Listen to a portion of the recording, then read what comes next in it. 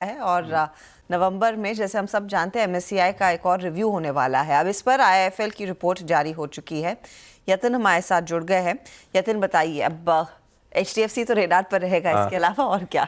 तो देखिए अर्शदा, ये जो आईएफएल की नोट आज आई है एमएससीआई पे, इसके दो हिस्से हैं। सबसे पहला हिस्सा ये है कि जो बहुत सारे इंस्टीट्यूशनल इन्वेस्टर्स हैं वो अपने क्वांट एनालिस्ट को पूछ रहे हैं कि क्योंकि चाइना की मार्केट 15 से 20% रैली हो चुकी है, क्या ये एक रिस्क है इंडिया का वेटेज कम होने के लिए? क्योंकि पिछले दिनों हमने देखा था कि इंडिया का वेटेज चाइना से ज़्यादा है एमएससीआई में, लेकिन आईएफएल के हिसाब से कोई भी प्रकार का वेटेज कट इंडिया के लिए अभी इस टाइम पे मुमकिन नहीं लग रहा है। इसका सीधा रीज़न ये है कि जो भारत का वेट है और जो चाइना में बढ़त है, वो कट ऑफ डेट जो है वहाँ मिसमैच आपको होता हुआ दिखाई पड़ रहा है। हालांकि ताइवान, कोरिया और ब्राज़ील, ये जो इमर्जिंग मार्केट्स हैं, यहाँ छोटा मोटा वेटेज सिनेरियो के हिसाब से घट सकता है, लेकिन इंडिया में से कोई पर्टिकुलर आउटफ्लो अभी एमएससीआई के लिहाज से दिख नहीं रहा है आईएफएल को नवंबर रिव्यू में। ये तो हुई चाइना वर्सेस इंडिया की बात एमएससीआई में, लेकिन स्टॉक्स जहां आपको ध्यान रखने हैं जो एमएससीआई के ग्लोबल इंडेक्स से आ सकते हैं, इंडिया इंडेक्स में आ सकते हैं, उनमें एल्केम, ओबेरॉय रियल्टी, नायका, अदानी एनर्जी और कल्याण ज्वेलर्स का नाम शामिल है। और अगर हम एचडीएफसी बैंक की बात करें तो ऑब्वियसली यहाँ 1 से 2 बिलियन के बीच में आपको बाय फ्लोज आते हुए नज़र पड़ सकते हैं।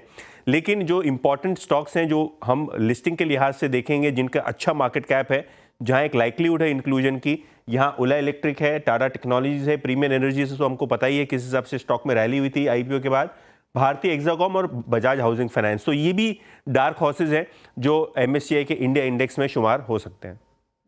तो कुछ इंटरेस्टिंग डार्क हॉर्सेस, और ख़ासतौर से मेरी नज़र उन न्यू लिस्टिंग्स पर जा रही है। एक बार वो लिस्ट दोबारा लेकर आइएगा धर्मेश।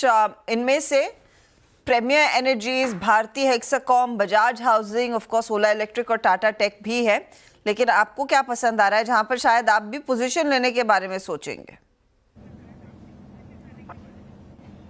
टाटा टेक्नोलॉजीज पहले से भी रिकमेंडेशन दे रखा है। मुझे लगता है कि ये जो कंपनी है ईएनआरडी में काफ़ी अच्छा कर रही है, स्पेशली ईवी सेगमेंट की टेक्नोलॉजी में, ऑटोमोबाइल सेगमेंट में काफ़ी स्ट्रॉन्ग काम चल रहा है इनका, जिसमें ड्राइवरलेस मोबिलिटी एंड इनका पूरा जो सिस्टम होता है सेफ्टी से रिलेटेड कार की, वहाँ पे नए प्रोडक्ट्स आ रहे हैं। इनके टाई अप हो रखे हैं सारी बड़ी कंपनियों के साथ, 20 से ज़्यादा इंटरनेशनल कंपनियों के साथ टाई अप है, और बीएमडब्ल्यू के साथ भी हाल फिलहाल इनका टाई अप हो गया है। तो अभी कोई ऐसा बिग ब्रांड बचा ही नहीं है जो कि इनके बास्केट में नहीं है।